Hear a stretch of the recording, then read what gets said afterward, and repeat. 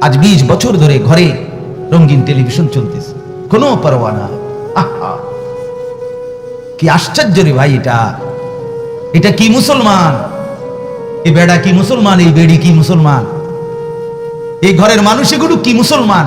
এগুলো পদার্থ না অপদার্থ আল্লাহই জানে। এদের কলিজায় কারো ভাবনা নাই, একটা লোক ভাবে না যে এই নাচ গান নাটক সিনেমা আমি এবং আমার ঘরের বিবি বাচ্চা আর কতদিন দেখবে, ছাড়বে কখন? একবারও ভাবে?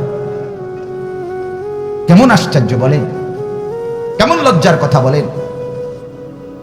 দিনের পর দিন চা দোকানে প্রতিদিন একই রকম টেলিভিশন দেখছে, কোনো পরোয়া নাই।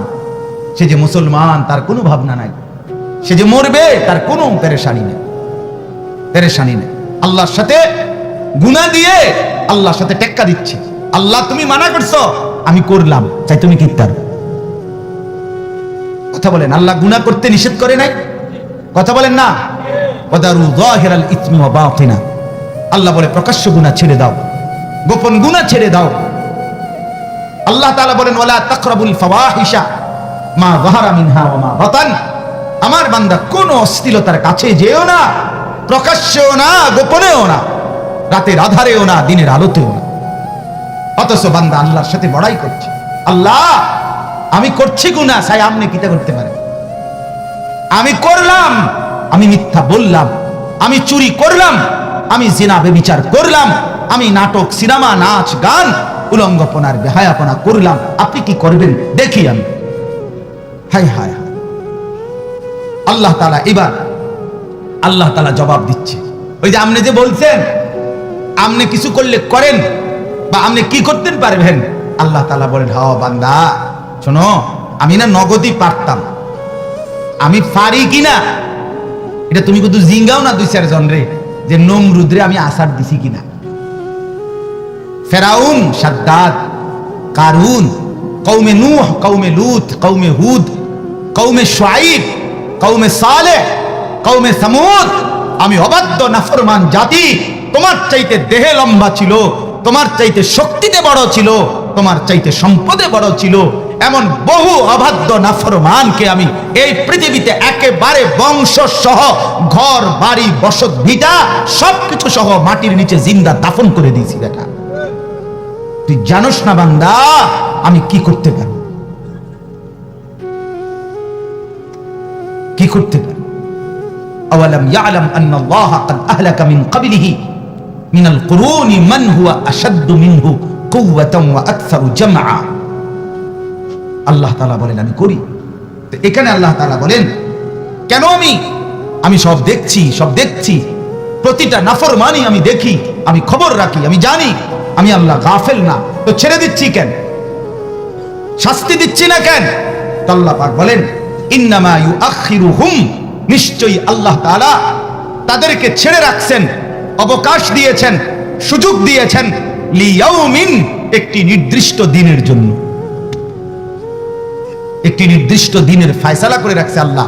শুধু এই কাজ, হাসরের মাঠ বলতে একটা দিন আল্লাহ তাআলা চূড়ান্ত নির্ধারণ করে রেখেছেন বলে আল্লাহ বলেন ইউআখিরুহুম, আমি আল্লাহ তাখির করছি, আমি দেরি করতেছি, পারি না এই কারণে না, কুলাইতাছি না এই কারণে না, আমি ব্যস্ত এই কারণে না, আমি ঝামেলায় আছি এই কারণে না।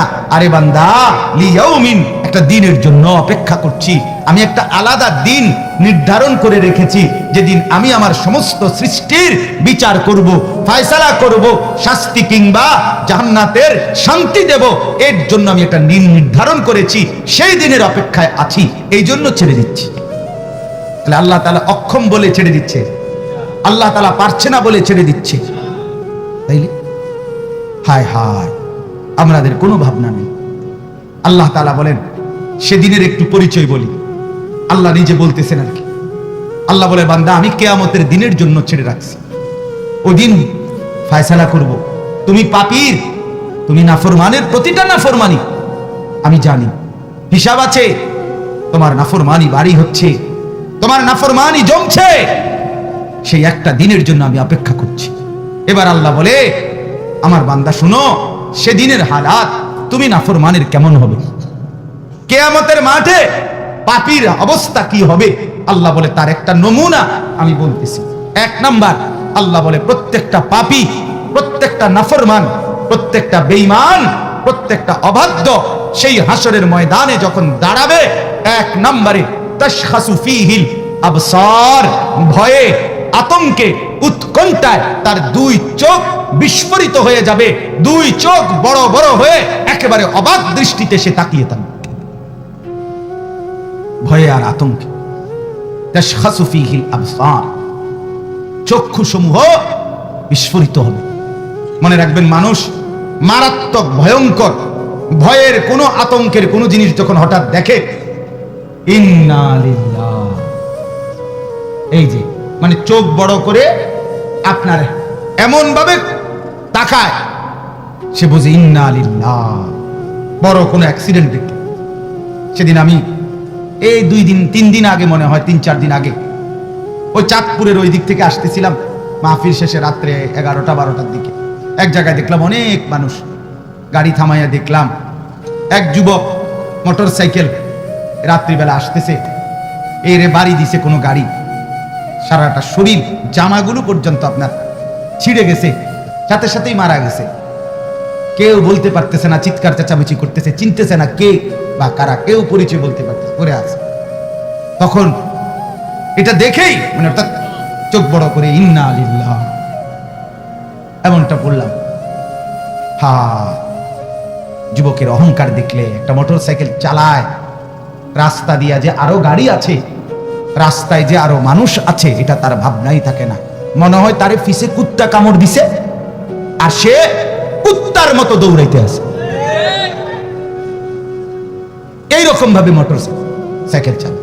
আশ্চর্য কথা, পাগল, তোর নিজের জানের উপরে যার মায়া নাই, নিজের ভালোটুকু যে বুঝে না, এত বোকা একটা যুবক কেমনে হয়? এটা যদি বুড়া হইতো, নির্বোধ হইতো, পাগল হইতো, মাতাল হইতো, একেবারে আরজালুল উমর, শেষ বয়সে নিষ্কর্মা হইতো, তাইলে তো মনটারে বুঝায় শক্ত, সামর্থ্য, বিবেকবান, দেমাগ খোলা, দিল খোলা, চোখ খোলা, কান খোলা, হাত খোলা, পুরা শরীর সামর্থ্যবান। এই আহাম্মক এতটা সুস্থ সবল হওয়ার পরে এটা কেন বোঝে না যে এটা আমার অ্যাক্সিডেন্ট করবে, এটা আমারে 1 মিনিটের ভিতরে দুনিয়ার থেকে বিদায় করে দিবে? এত পাগল মুসলমানের যুবক কেমনে হইল? আপনি বলেন, এটা কি? কেমন আশ্চর্য কথা! আমার মা অসুস্থ, একেবারে শেষ অবস্থা, বয়স এখন যদিও খুব বেশি না, বাকি 70 ওভার মনে হয়। মা এখন আর কিছুই বলতে পারে না, কয় রাকাত নামাজ পড়ছে বুঝতে পারে না, অজু ঠিক মতো বোঝে না, ওষুধ খাইবার কথা বললে খাইতে চায় না, খাবার খাইবার কথা কইলে খানা খাইতে চায় না। তাইলে এটা তো মেনে নেওয়া যায়। আল্লাহ তাআলা কোরআনুল কারীমের মধ্যে বলছেন, অমিনকুম মান ইউরাদ্দু ইলা আরদালিল উমর লিকাই লা ইয়ালামা মিন বাদি ইলমিন শাইআ। আমি মানুষকে একটা সময় আরজালুল উমর, একেবারে নিষ্কর্মা, অক্ষম বানিয়ে দেই, বয়স বৃদ্ধ বানাইয়া। তখন অবস্থা এমন হয়, আগে যা যা জানতো তার কিছুই আর সে জানে না। তো আল্লাহ তাআলা বলেন এটা তো হইতে পারে, কিন্তু যুবক কেমনে এরকম বেখবর হইল?